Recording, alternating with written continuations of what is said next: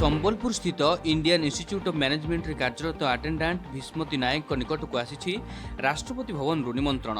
आसंता स्वाधीनता दिवस अवसर में राष्ट्रपति भवन रे आयोजित होगा 8 होम संवर्धना कार्यक्रम रे से जड़े अतिथि भाव जोगदेवे।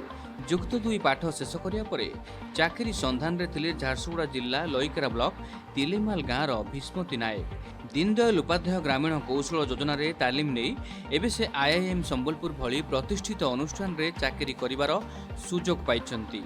जड़े साधारण कर्मचारी होई मध्य राष्ट्रपति भवन रु एपरि सम्मानजनक निमंत्रण पाइथिबारु से खुशी व्यक्त करिछंती। एथिपई से राष्ट्रपति द्रौपदी मुर्मू को अशेष धन्यवाद देइछंती। आईआईएम रे एबे अटेंडेंट भाबरे काम करथिबारु सेथिपई आसीछि। भारतर महामहिम राष्ट्रपति मते से इनवाइट देइथिबारु मु तांको अशेष अशेष धन्यवाद जणाउछि। राष्ट्रपति भवन रु आसीथिबा एही स्वतंत्र निमंत्रण को संबलपुर डाक विभाग पक्षरु भीष्मती को प्रदान करा जायछि। सुपरिटेडेंट सुशांत पाणिग्राही डाक विभागर अन्य अधिकारी सहित आईआईएम संबलपुर ठारे तांकु एही निमंत्रण पत्र प्रदान करिसंती।